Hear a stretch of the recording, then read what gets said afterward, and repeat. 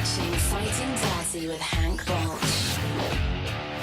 Hey Sterile Processing Universe, it's Hank Balch here from Fighting Dirty, and today I'm going to talk about shift huddles. Now you may be thinking, who does not do a shift huddle? Seriously. Well, let me tell you, there's a lot of folks out there who, for whatever reason, are not currently handing off information from shift to shift. For those of y'all in those situations, you know what it's like. You come in on second shift, you walk into the department, and you find your assignment, and then you spend 20-30 minutes trying to figure out what the heck just happened. Where are my trays? What's the status of this autoclave? What's going on? Many of those challenges that you experience every single day from shift to shift could be solved with a good, consistent shift huddle. So let's walk through what an excellent shift huddle would look like. Number one, it has to be planned. Now what I mean by that is whoever is leading the shift huddle needs to get information ahead of time to make that huddle successful. What things do you need to know in order to have a successful huddle? Well, how many cases are still going? What's the status of each of the major areas of your department? For instance, how does it look in decontam? Is it a disaster? Is it completely cleaned up from the previous shift? You have instruments in the washer. Are there any turnovers going on? Are there loads in the sterilizer that are needed for a first case? All those little details that everyone on your current shift knows, but everyone coming in needs to know, that kind of information should be gathered before the huddle in order to quickly and effectively communicate it to the rest of the team. What this means then is that the supervisor, the lead tech, or even the technician who's responsible for leading the huddle should probably come in a few minutes before everyone else does to give them enough time to ask questions, to clarify any documentation questions, and then to complete a shift report. And I'll get to why that's important in a second. So number one, some planning needs to be involved in making a successful huddle. Number two, everyone should really be present in this huddle. I can't tell you how many departments I have seen that I come into, and they're very happy that they're doing shift huddles, and that's great. But then I look around, and it will be second shift doing the huddle, and then everyone else on first shift is still running around like a chicken with their head cut off, trying to do various things. And all this information is being communicated, but it's a one-way communication. There's no opportunity to ask anyone else a question from the previous shift.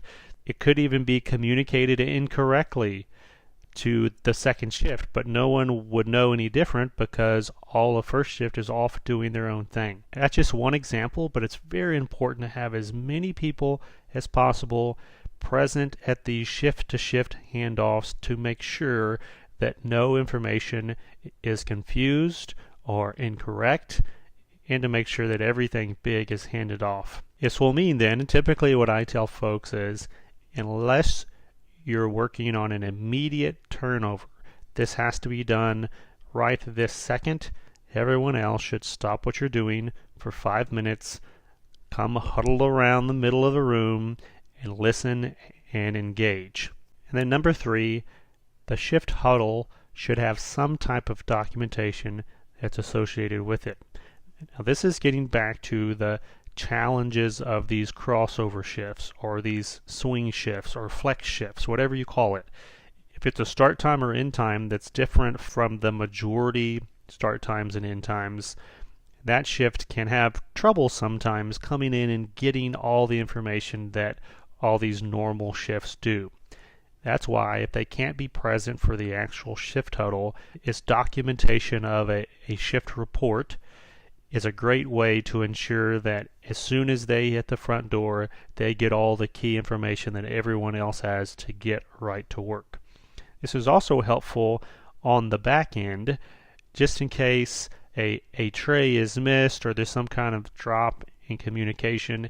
if we have a record or shift report of everything that was known at that time, like the night before, for instance, it's a lot easier for leaders to follow back up to make sure that there's no continual broken processes, that we constantly drop the ball on the same issue, or to make sure that everyone understands all the important information that should be handed off on a regular basis.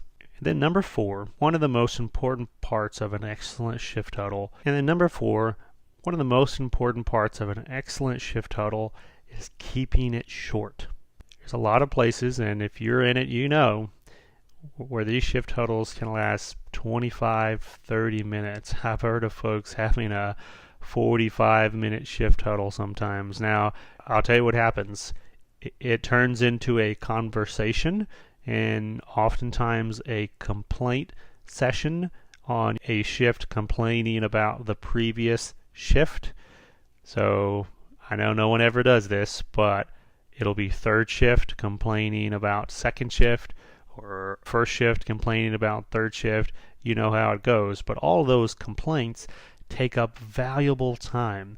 And what it does then, it creates this dynamic that a lot of folks don't want to have the huddle because they know, yeah, it's going to be some helpful information, but the vast majority of it is going to be complaints and grumbling and all kinds of debates or confusions and blame. That's not the purpose of a shift huddle. All those conversations, they may be important and they can be had at a different time, different place, in the office maybe, in the locker room probably, but not on this critical 5 minutes of information sharing from shift to shift to make sure everybody knows what happened before, what should be happening now, and what should be going on in the future to make sure that we're ready for all the surgeries for the next day. That's what makes a great shift huddle. I hope this video helps you in your department. And if you have any other ideas for how to make a great shift huddle, please comment in the comments section below. That's all for now. Keep fighting dirty.